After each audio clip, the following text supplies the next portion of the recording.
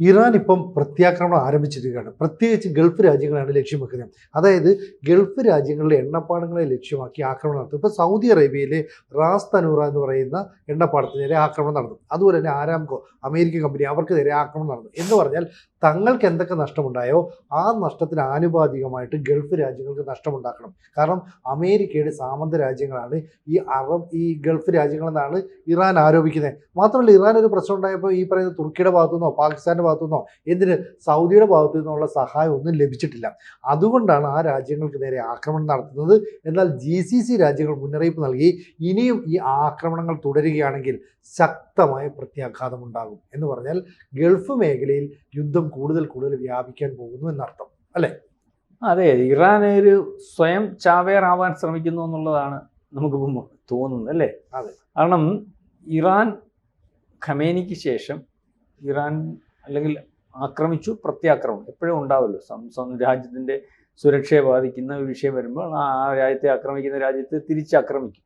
പക്ഷേ ആക്രമിക്കുന്നത് എപ്പോഴും എവിടെയും നമ്മൾ കാണുന്നത് ആക്രമിക്കുന്ന രാജ്യത്തെ തിരിച്ചാക്രമിക്കുകയുള്ളൂ. ചുമ്മാതിരിക്കുന്ന രാജ്യങ്ങളെ തിരിച്ചാക്രമിക്കുന്ന ഒരു ശൈലി അല്ലെങ്കിൽ അത്തരത്തിലൊരു ശൈലി കണ്ടിട്ടില്ല. അതായത് ഇറാൻ യുദ്ധത്തിന് മുമ്പ് പറഞ്ഞത് ഞങ്ങളെ ആക്രമിക്കാൻ GCC രാജ്യങ്ങളിലെ ബേസുകൾ ഉപയോഗിച്ചാൽ ഞങ്ങൾ തിരിച്ചടിക്കും, അമേരിക്കയിലേക്ക് ഡയറക്റ്റ് ആയിരിക്കത്തില്ല, ഈ പറഞ്ഞ GCC രാജ്യങ്ങളിലേക്കായിരിക്കും തിരിച്ചടിക്കുന്ന എന്നാണ് പറഞ്ഞത്. പക്ഷേ അതിനു മുമ്പേ അവർ പല യൂറോപ്യൻ രാജ്യങ്ങൾ പോലും പറഞ്ഞു ഇറാനെ ആക്രമിക്കുന്നതിനകത്ത് ഞങ്ങൾക്ക് അമേരിക്കയുടെ നിലപാടിനോട് താല്പര്യമില്ല, ഞങ്ങളുടെ ബേസുകൾ തരത്തില്ല. GCC രാജ്യങ്ങൾ ഒരു ബേസുകളും കൊടുത്തു. തുർക്കി ഉൾപ്പെടെ ഉള്ളത്തെ ബേസുകൾ ഉപയോഗിച്ചിട്ടില്ല എന്നാണ് ഇതുവരെ നമ്മൾക്ക് അറിയുവാൻ സാധിക്കുന്നത്. അല്ലാതെ ഇസ്രായേൽ യുദ്ധം ചെയ്യാനുള്ള കോപ്പ് കൂട്ടി അല്ലെങ്കിൽ അമേരിക്ക അതിനുള്ള സംവിധാനം, ഒരു യുദ്ധ ബേസുകളും ഇല്ലെങ്കിൽ പോലും അവർക്ക് അതിനുള്ള സംവിധാനം ഒരുക്കുന്നതിന് കപ്പൽപ്പടയും ഒക്കെ കൊണ്ടുവരുത്തി ആ രീതിയിലാണ് യുദ്ധം ചെയ്തുകൊണ്ടിരിക്കുന്നത്. പക്ഷേ യുദ്ധത്തിൻ്റെ തിരിച്ചടി മൊത്തവും ഇസ്രായേലും GCC രാജ്യങ്ങളിലുമാണ്. ആ GCC രാജ്യങ്ങളിലെല്ലാം ആക്രമിക്കുന്നു. അതായത് അമേരിക്കൻ വിമാനങ്ങൾ വെടിവെച്ചു, തുർക്കിയിലെ JS-15 എന്ന് പറയുന്ന വിമാനം വെടിവെച്ചിട്ടു. അല്ലെങ്കിൽ നമ്മൾ ദുബായിൽ പലയിടങ്ങളിലും ആക്രമണം ഉണ്ടായി, ഖത്തറിലുണ്ടായി, അല്ലെങ്കിൽ ഏതാണ്ട് 12ഓളം GCC രാജ്യങ്ങളിൽ ആക്രമണം ഉണ്ടായി. ബ്രിട്ടൻ പിന്നെ ബേസ് കൊടുത്തിട്ടുണ്ടെന്ന് പറയും. ബ്രിട്ടനകത്ത് സൈപ്രസിൽ ആക്രമണം ഉണ്ടാകുന്നു. അതായത് ഒക്കുന്നിടത്തൊക്കെ ആക്രമിക്കുന്ന ഒരു രീതി. അതിനപ്പുറം ഇപ്പോൾ ഇവർ പറഞ്ഞതുപോലെ ഹോർമുസ് കടലിടുക്കിൽ ബ്രിട്ടൻ്റെ 3ഓളം കപ്പലുകൾ മുക്കി എന്ന് പറയുന്നു. ബ്രിട്ടൻ്റെ ഒരു ട്രാങ്കർ കപ്പൽ മുക്കി എന്നുള്ള രീതിയിലേക്കുള്ള വാർത്ത. പക്ഷേ ബ്രിട്ടൻ അതിനെപ്പറ്റി ഒന്നും പ്രതികരിച്ചിട്ടില്ല. ഇപ്പം ഏറ്റവും ഭയാനകമായിട്ടുള്ള ഒരു സംഭവം എന്ന് പറഞ്ഞാൽ സൗദിയാണല്ലോ ലോകത്തെ ഏറ്റവും സമാധാനകാംക്ഷിയായിട്ടുള്ള രാജ്യം, അല്ലെങ്കിൽ സമ്പന്നമായിട്ടുള്ള രാജ്യം, അത്തരത്തിൽ വളർന്നു വരാൻ ആഗ്രഹിക്കുന്ന ഒരു രാജ്യം. സൗദി എന്നും അല്ലെങ്കിൽ ഇറാന് സൗദിയോട് എന്നും ഒരു കണ്ണുകടി അല്ലെങ്കിൽ കല്ലുകടി ഉള്ളതാണ്. അതിനകത്ത് സൗദി ഈ പറയുന്ന സുന്നി രാജ്യവും നേരത്തെ ഈ പറയുന്ന ഇസ്രായേലും അമേരിക്കയും ഇല്ലാത്ത സമയത്ത് ഇവരുടെ പണി എന്ന് പറഞ്ഞാൽ സുന്നി രാജ്യങ്ങളെ ആക്രമിക്കുക. അതിനകത്ത് പ്രധാനമായിട്ടും സൗദിയാണ് ആക്രമിച്ചത്. ഇടയ്ക്കിടയ്ക്ക് ഈ ഹൂത്തികളെ വിട്ടിട്ട് എണ്ണപ്പാടത്തിന് ചെറിയ ബോംബൊക്കെ ഇടും, അല്ലെങ്കിൽ അവരെ ബുദ്ധിമുട്ടിക്കും. അങ്ങനെയാണ് ഈ അമേരിക്കയുടെ ഒരു സഹായം അല്ലെങ്കിൽ ബേസും അത്തരത്തിൽ അവർ ആശ്രയിക്കുന്നത്. ഇവരുടെ ശല്യം കൊണ്ട് തന്നെയാണെന്ന് പറയാം. ഒരു പക്ഷേ ഈ ഷിയ രാജ്യത്തിൻ്റെ ഇറാൻ്റെ ശല്യം കൊണ്ട് തന്നെയാണെന്ന് പറയാം അമേരിക്കയ്ക്ക് ഒരു പക്ഷേ അവരുടെ ബിസിനസ് താല്പര്യം സംരക്ഷിക്കുന്നതിനും അല്ലെങ്കിൽ അത് കാത്തു സൂക്ഷിക്കുന്നതിനും ഒരു പക്ഷേ ഇവരെയൊക്കെ ഉപയോഗപ്പെടുത്താൻ സാധിക്കും. കാരണം അവരുടെ സംരക്ഷണം അമേരിക്ക ഏറ്റെടുക്കുന്നു, അവിടെ ബേസ് ഇടുന്നു, അവിടെ ഈ എണ്ണ കമ്പനികൾക്കകത്ത് പാർട്ട്ണർഷിപ്പ് ഉണ്ടാകുന്നു. ആ രീതിയിലേക്കുള്ള കാര്യങ്ങളാണെന്ന് പറയും. ഇപ്പോൾ തന്നെ അരാംകോ എന്ന് പറയുന്ന ലോകത്തിലെ ഏറ്റവും വലിയ എണ്ണ ശുദ്ധീകരണശാല ഒരു ദിവസം ഏതാണ്ട് 55,50,000 ബാരൽ എണ്ണ ശുദ്ധീകരിക്കാൻ കഴിയുന്ന ലോകത്തിലെ തന്നെ ഏറ്റവും വലിയ എണ്ണ ശുദ്ധീകരണശാല എന്നാണ് പറയുന്നത്. അവിടെ ഇപ്പം കൊണ്ട് ഡ്രോൺ ആക്രമിച്ചു. ഏതാണ്ട് ഷെയ്ദ് 136 ഡ്രോൺ ആക്രമണം ഉണ്ടായിരുന്നു. അതിൻ്റെ കേന്ദ്രത്തിൽ തീ പിടിച്ചു, അല്ലെങ്കിൽ തീ ഇപ്പം അണയ്ക്കാൻ പറ്റുന്ന അവസ്ഥയിലേക്കാണെന്ന് പറയുന്നു. പക്ഷേ ഒരു എണ്ണപ്പാടമൊക്കെ തീ പിടിച്ചാൽ ഒരുപക്ഷെ എത്ര വർഷം കത്തി നിൽക്കും. മാത്രമല്ല സൗദിയുടെയൊക്കെ നിലനിൽപ്പ് അല്ലെങ്കിൽ ആ സൗദിയുടെയൊക്കെ ആകപ്പാടെയുള്ള സാമ്പത്തിക സ്രോതസ് എന്ന് പറഞ്ഞാൽ ഈ എണ്ണപ്പാടങ്ങളാണല്ലോ. ഈ എണ്ണപ്പാടങ്ങൾ പ്രവർത്തിക്കാൻ പറ്റാത്തൊരവസ്ഥയിലേക്കോ അല്ലെങ്കിൽ അതിന് നാശം വരുന്ന ഒരു അവസ്ഥയിലേക്കോ കാര്യങ്ങൾ നീക്കാൻ ലോകം മൊത്തവും പ്രതിസന്ധിയിലാകുമെന്നുള്ളതിൻ്റെ കൂടെ സൗദി എന്ന് പറയുന്ന രാജ്യം നശിച്ചു പോകത്തില്ല. അപ്പോൾ ഇത് മാത്രമല്ല, ഇവർ പല രാജ്യങ്ങളെ ഇതേ രീതിയിൽ ലക്ഷ്യം വെച്ചിട്ടുണ്ടെങ്കിൽ വലിയ വിഷയത്തിലേക്ക് വരും. അതായത് അവർക്കെന്തോ മനസ്സിലായിട്ടുണ്ട് അവരുടെ കാര്യം തീർന്നു പോകുന്ന അത്തരത്തിൽ അവർക്ക് പിടിച്ചു നീക്കാൻ പറ്റാത്ത ഇസ്രായേലിനെ പോലുള്ള രാജ്യത്തോ അമേരിക്കയെ പോലുള്ള രാജ്യത്തോ യുദ്ധം ചെയ്യാൻ സാധിക്കാത്തപ്പോൾ അവർ ഈ യുദ്ധത്തിനകത്ത് ലോകത്തെ മൊത്തവും പ്രശ്നത്തിലാക്കി പ്രതിസന്ധിയിലാക്കി പോകുന്ന ഒരു രീതി. എന്നിട്ട് അവർ ഇടപെടട്ടെ, ഇത് സമാധാനം കൊണ്ടുവരട്ടെ, അല്ലെങ്കിൽ അവർ ഇതിനകത്ത് ഇടപെട്ട് ഞങ്ങളെ സംരക്ഷിക്കട്ടെ, അല്ലാതെ ഞങ്ങൾ വിട്ടുകൊടുക്കാൻ തയ്യാറല്ല എന്നുള്ള രീതിയിലേക്കാണ് കാര്യങ്ങൾ പോകുന്നത്.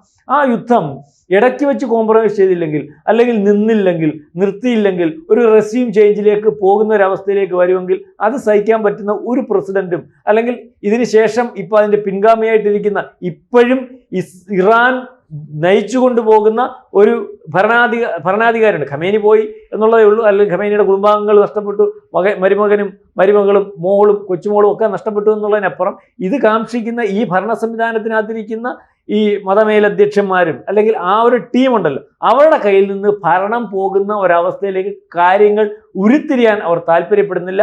അതുകൊണ്ട് അവർ ജീവൻ മരണ പോരാട്ടത്തിലേക്ക് തന്നെ പോകുന്ന ഒരവസ്ഥയാണ് എനിക്ക് തോന്നുന്നു. ഇപ്പൊ ട്രംപിന്റെ ഒരു പ്രസ്താവന, ട്രംപ് പറയുന്ന 1 മാസം യുദ്ധം നീണ്ടുവയ്ക്കും.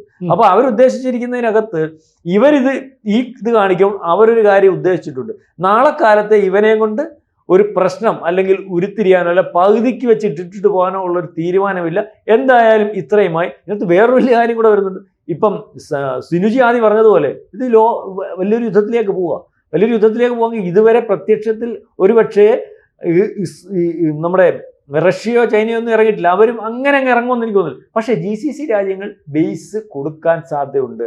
കാരണം GCC രാജ്യങ്ങളിലെ ആക്രമണം ഒരു പരിധിവരെ പിടിച്ചു നിൽക്കുന്നത് നമ്മൾ മുമ്പേ ചർച്ച ചെയ്തതുപോലെ പ്രതിരോധ സംവിധാനം കൊണ്ട് അമേരിക്കയുടെ. അപ്പോൾ അമേരിക്കയുടെ പ്രതിരോധ സംവിധാനം അവർ പ്രയോജനപ്പെടുന്നുണ്ട്. ഇതിനെ മറികടന്ന് ഡ്രോണുകളൊക്കെ ഉപയോഗിച്ചാണ് ഇപ്പോൾ അടിച്ചുകൊണ്ടിരിക്കുന്നത്. പക്ഷേ അവിടെ നിന്ന് ബേസുകൾ തുറന്നു കൊടുക്കുകയും അമേരിക്കയ്ക്കും ഇസ്രായേലിനും വിശാലമായിട്ട് യുദ്ധം ചെയ്യാനുള്ള സംവിധാനത്തിലെ കാര്യങ്ങൾ ഉരുത്തിരിച്ചാൽ മാത്രമേ, അല്ലെങ്കിൽ അത്തരത്തിൽ കാര്യങ്ങൾ ഉരുത്തിരിയുമോ എന്നുള്ള അതിന് തീരുമാനം എടുക്കേണ്ടി വരുമോ എന്നുള്ള രീതിയിലേക്കാണ് പോകുന്നത്. ഇപ്പോൾ തന്നെ ബ്രിട്ടൻ ഏതാണ്ട് 92,000 പേരോളം ഈ പറയുന്ന രാജ്യങ്ങൾ GCC രാജ്യങ്ങളിലും മറ്റ് യുദ്ധം നടക്കുന്ന രാജ്യങ്ങളുമായിട്ടുണ്ട്. അവരെ പിൻവലിപ്പിക്കുന്നതിന് വേണ്ടി ശ്രമിക്കും. കാരണം ഇവർ താമസിക്കുന്ന ഹോട്ടലുകൾ, അല്ലെങ്കിൽ ഇവർ താമസിക്കുന്ന ഇടങ്ങൾ, അവർ താമസിക്കുന്ന ജോലി സ്ഥലങ്ങൾ, അവരെ ലക്ഷ്യം വെച്ച് അമേരിക്കയുടെയും ബ്രിട്ടൻ്റെയും അവരെ ലക്ഷ്യം വെച്ച് മിസൈൽ വിടുന്നു. അതായത് പ്രത്യേക ലക്ഷ്യത്തോടു കൂടി ചെന്ന് ഇപ്പം ഈ യുദ്ധം മൂർച്ഛിച്ചു കഴിഞ്ഞാൽ പ്രത്യേക പൗരന്മാരെ കണ്ടാൽ തന്നെ ഉപദ്രവിക്കാനുള്ള സാധ്യത. അപ്പം ഏതാണ്ട് ഈ വല്ലാത്തൊരു അവസ്ഥയിലേക്ക്, അതായത് ലോകത്തെ മൊത്തവും ഞങ്ങൾ എന്തുവായാലും തീരാൻ പോവാ, ലോകത്തെ മൊത്തം തീർത്ത് കളയാം, ആ ഒരു മാനസികാവസ്ഥ ഇവന് നേരത്തെ ഉണ്ട്. അപ്പോൾ ഇത് പുറത്തു വന്നിരിക്കുന്നു. ഉപദ്രവിക്കാതിരുന്നിട്ട് പോലും ഉള്ളിലുള്ള ശത്രുക്കളെ ഏതവസരം കിട്ടുമ്പോഴും ഉപദ്രവിക്കുന്ന മാനസികാവസ്ഥ ഉണ്ടെന്ന് തെളിയിക്കുന്നതാണ് ഇപ്പോൾ സൗദിയോട് കാണിക്കുന്ന ഈ ഒരു നിലപാട്, അല്ലേ? ശരിക്കും ഈ അമേരിക്ക ഇനി ഭയക്കണം. കാരണം ഇറാൻ രണ്ടും കൽപ്പിച്ചിറങ്ങി അവരെന്ത് ചെയ്യുന്ന അറിയത്തില്ല. ഇപ്പോൾ ഏറ്റവും ഒടുവിൽ കണ്ട ഒരു വാർത്ത എന്ന് പറയുന്നത് കുവൈറ്റിന് മുകളിലൂടെ പോകുന്ന ഒരു വിമാനം, അത് F-15 ആണ്. അമേരിക്കയുടെ F-15 വിമാനം തകർന്നു വീഴുന്നതാണ്. എങ്ങനെയാണ് തകർന്നു വീഴുന്ന അറിയത്തില്ല. ആകാശത്തോടെ പോകുന്ന വിമാനത്തിന് നേരെ എന്തോ വന്ന് ഇടിക്കുന്നുണ്ട്. വിമാനത്തിന് നിയന്ത്രണം നഷ്ടപ്പെടുന്നു. കറങ്ങി തീ പിടിച്ച് താഴേക്ക് വീഴുന്ന സമയത്ത് തന്നെ ഇതിൻ്റെ പൈലറ്റ് എജക്ട് ചെയ്ത് പുറത്തേക്ക് പോകുന്നുണ്ട്. അതായത് ജെറ്റ് പോലെ പ്രവർത്തിക്കുന്നതാണ്. അത് എജക്ട് ചെയ്ത് പുറത്തേക്ക് വരും, പാരച്യൂട്ട് വരും, അതുപോലെ സീറ്റൊക്കെ തെറിച്ചു പോകും. ഇയാൾ പരിക്കേറ്റ് താഴെ വീഴുന്നുണ്ട്. അമേരിക്കയുടെ F-15 വിമാനം അടിച്ചിടുക എന്ന് പറഞ്ഞാൽ അമേരിക്കയ്ക്ക് വലിയ നാണക്കേട് ഉണ്ടാകുന്ന കാര്യമാണ്. ഇനി അത് മാത്രമല്ല, ഇപ്പുറത്തേക്ക് വരുമ്പോൾ സൈപ്രസിൽ ആക്രമണം നടത്തുന്നു. സൈപ്രസ് എന്ന് പറയുന്നത് എത്രയോ കാലമായിട്ട് ബ്രിട്ടന്റെ കോളനിയാണ്. അവിടെ ബ്രിട്ടന് 2 വ്യോമത്താവളങ്ങളുണ്ട്. ഈ വ്യോമത്താവളങ്ങളിൽ നിന്ന് അമേരിക്ക താൽക്കാലികമായിട്ട് ഇറാനെ ആക്രമിക്കാനായിട്ട് ചില നീക്കങ്ങൾ നടത്തി. അതിൻ്റെ പ്രതികാര നിലയിൽ സൈപ്രസിൽ കയറി ആക്രമണം നടത്തി. മാത്രമല്ല, ഇറാന് വേണ്ടിയിട്ട് ഇപ്പോൾ കേൾക്കുന്നത് ഇറാഖിൽ നിന്നുള്ള ഷിയ വംശജരുണ്ട്. അവിടുത്തെ ഈ ഷിയ വംശജരായ കുറേ ആളുകൾ ഇസ്രയേലിനെതിരെ ആക്രമണത്തിന് തുനിഞ്ഞിറങ്ങുന്നു. ഇനി ഇപ്പുറത്ത് ലെബനിലുള്ള ഹിസ്ബുള്ള തീവ്രവാദികളുണ്ട്. ഇത് ഇറാൻ്റെ പ്രോക്സിയാണ്. അവർ ഇപ്പോൾ തന്നെ ഇസ്രായേലിലേക്ക് ആക്രമണം നടത്തി കഴിഞ്ഞു. ഇപ്പുറത്തേക്ക് മാറിയിട്ട് മറ്റേ യമനിൽ ഹൂത്തികളുണ്ട്. ഹൂത്തികളാണ് ഇടയ്ക്കിടയ്ക്ക് സൗദിയിലേക്ക് റോക്കറ്റ് വിട്ടുകൊണ്ടിരുന്നത്. ആ ഹൂത്തികളും ഇപ്പം തിരിഞ്ഞ് സൗദിയിലെ എണ്ണപ്പാടത്തിലേക്ക് ആക്രമിക്കുന്നത് മാത്രമല്ല ഇസ്രായേലിനെ ആക്രമിക്കാനായിട്ട് തിരിയുന്നു. അവ ചുരുക്കം പറഞ്ഞാൽ ഇറാന് വേണ്ടി ഹൂത്തികൾ, ഹിസ്ബുള്ള, അതുപോലെ തന്നെ ഈ ഇറാഖിലെ ഷിയ വംശജർ ഇവരെല്ലാം കൂടെ ഇറങ്ങുകയാണ്. അപ്പോൾ കുറേ പേര് ഇറാൻ്റെ കൂടിച്ചേരുന്നു എന്നുള്ളത് വലിയ ആശങ്ക ഉളവാക്കുന്ന കാര്യമാണ്. മാത്രമല്ല, ഇവർ ഈ സൈപ്രസിനെ ആക്രമിച്ചതിന് പിന്നിൽ മറ്റൊരു ലക്ഷ്യമുണ്ട്. ഈ സൈപ്രസ് യൂറോപ്യൻ യൂണിയൻ അംഗമാണ്. അവർ നാറ്റോയിൽ അംഗമല്ല. യൂറോപ്യൻ യൂണിയൻ അംഗമായ ഒരു രാജ്യത്തെ ആക്രമിച്ചാൽ സാധാരണ ഇതിൽ മറ്റ് രാജ്യങ്ങൾ കൂടി അതിലേക്ക് വരണം. അതുകൊണ്ടാണ് ബ്രിട്ടൻ്റെ താവളത്തെ ലക്ഷ്യമാക്കി ആക്രമിച്ചത്. ബ്രിട്ടൻ്റെ 3 കപ്പലുകൾക്ക് നേരെ ആക്രമിച്ചു. അമേരിക്കയുടെ USS പിന്നെ എബ്രഹാം ലിങ്കൺ എന്ന് പറയുന്ന കപ്പൽ നേരെ ആക്രമണം നടത്തി. അപ്പോൾ ഇറാൻ രണ്ടും കൽപ്പിച്ചിറങ്ങുന്നു, കിട്ടുന്ന അവസരങ്ങളെല്ലാം ആക്രമിച്ചു. ഇപ്പോൾ ഹിസ്ബുള്ള ഈ ലെബനനിൽ നിന്ന് ഇസ്രായേലിലേക്ക് ആക്രമണം നടത്തിയതിൻ്റെ ഫലമായിട്ടാണോ എന്തോ അറിയില്ല, 9 ഇസ്രായേലികൾ കൊല്ലപ്പെട്ടിട്ടുണ്ട്. അവിടുത്തെ അയൺ ഡോം തകർന്നു, അവർക്ക് വ്യോമ പ്രതിരോധ സംവിധാനം തകർന്നു പോയിട്ടുണ്ട്. അതോടുകൂടി ഇസ്രായേൽ ഇപ്പോൾ ലെബനന് മുന്നറിയിപ്പ് കൊടുത്തു, ഞങ്ങൾ നിങ്ങളെ ആക്രമിക്കും. അവിടുത്തെ 53 ഗ്രാമങ്ങളിലെ ജനങ്ങൾ അവിടെ നിന്ന് ഒഴിഞ്ഞു പോകണം. ആ ഗ്രാമങ്ങളിലേക്കായിരിക്കും ഞങ്ങൾ ആക്രമണം നടത്തുക. ഇസ്രായേൽ എപ്പോഴും ചെയ്യുന്നതാണ്, ഞങ്ങൾ ഗസയിൽ ആക്രമണം നടത്തും, അവിടുത്തെ ഗ്രാമവാസികൾ ഒഴിഞ്ഞു പോകണമെന്ന് പറയും എന്ന് പറയുന്ന പോലെ ഇസ്രായേൽ ഇവിടെ ലക്ഷ്യമിടുന്നു. അമേരിക്ക വേറെ എവിടെയോ ലക്ഷ്യമിടുന്നു. ഇറാൻ ആണെങ്കിൽ അമേരിക്കയുടെ F-15 വിമാനം അടിച്ചു വീഴ്ത്തുന്നു. സൈപ്രസിനെ ആക്രമിച്ചുകൊണ്ട് ബ്രിട്ടൻ ഏത് നിമിഷവും ആക്രമണത്തിന് വരും. അപ്പോൾ യൂറോപ്യൻ യൂണിയനിൽ ഉൾപ്പെട്ട രാജ്യങ്ങളും ഗൾഫ് രാജ്യങ്ങളും കൂടി ഇറാനെതിരായിട്ടുള്ള യുദ്ധത്തിലേക്ക് വരുന്നു. ഇറാൻ ഒറ്റപ്പെടുകയാണെങ്കിൽ അവരുടെ കയ്യിൽ വല്ല ആണവായുധം ഉണ്ടോ എന്നുള്ളത് നമ്മൾ പേടിക്കണം. അതെ അതെ. മാത്രമല്ല ഇപ്പം ഇതിനകത്ത് നമുക്ക് ഏറ്റവും വലിയ ഇന്ത്യ ഇടപെടുന്നു എന്നുള്ളൊരു വാർത്ത വരുന്നുണ്ടല്ലേ. ഇന്ത്യ ഇടപെടുന്നു പറഞ്ഞാൽ നമുക്ക് വല്ലാത്ത പ്രതിസന്ധിയിലേക്ക് പോകാം. നമുക്ക് വല്ലാത്ത പ്രതിസന്ധിയിലേക്ക് പോകുന്ന പറഞ്ഞാൽ നമ്മുടെ 1 കോടിക്കകത്ത് വരുന്ന ആൾക്കാർ എനിക്കും GCC ഈ പറയുന്ന രാജ്യങ്ങൾ ഇവരെ തിരിച്ചു കൊണ്ടിരുന്ന വലിയ ടാസ്ക് അല്ലേ. കാരണം ഇപ്പൊ ഇതുവരെ എന്ന് പറഞ്ഞാൽ നമുക്ക് അനുവദിച്ചിട്ടുണ്ടായിരുന്നു പല രാജ്യങ്ങളും യുദ്ധം നടക്കുന്ന സമയത്ത്. മാത്രമല്ല ഇതേ രീതിയിൽ അങ്ങോട്ടും ഇങ്ങോട്ടും കൂട്ടിയിടെങ്കിൽ എങ്ങനെ കൊണ്ടുവരും, എല്ലാം റിസ്ക് ആണ്. അപ്പം ഇന്ത്യ ഇടപെടുന്നു, അല്ലെങ്കിൽ ഇന്ത്യ ഇടപെട്ടാൽ എത്രത്തോളം ഇതിനകത്തൊരു കാര്യം ഉണ്ടാകും, അല്ലെങ്കിൽ എത്രത്തോളം തീരുമെന്നറിയത്തില്ല. ഏതായാലും ആശങ്ക അറിയിച്ചിട്ടുണ്ട്.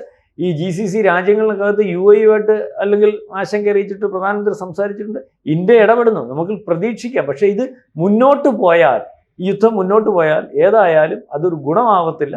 ഓരോ ദിവസവും ഇതുപോലെയുള്ള കുഴപ്പങ്ങളിലേക്ക് എത്തുന്ന വാർത്ത വരും. നമുക്ക് ഡയറക്റ്റ് അറ്റാക്ക് ഇല്ലെങ്കിലും നമുക്ക് പലതും നഷ്ടപ്പെടുന്ന ഒരു രീതി വരും. നമ്മളുടെ മുന്നോട്ടുള്ള പോക്കിന് ബുദ്ധിമുട്ടുണ്ടാകും. നമുക്ക് നമ്മുടെ രാജ്യത്ത് വിലക്കയറ്റം ഉണ്ടാകും, ഊർജ്ജ പ്രതിസന്ധി ഉണ്ടാകും, പല പ്രശ്നങ്ങളും ഉണ്ടാകാനുള്ള സാധ്യത. കൂടുതൽ വാർത്തകളും വിശേഷങ്ങളും നിങ്ങളിലേക്ക് എത്താൻ ABC മലയാളം സബ്സ്ക്രൈബ് ചെയ്യുക, ബെൽ ബട്ടണും അമർത്തുക.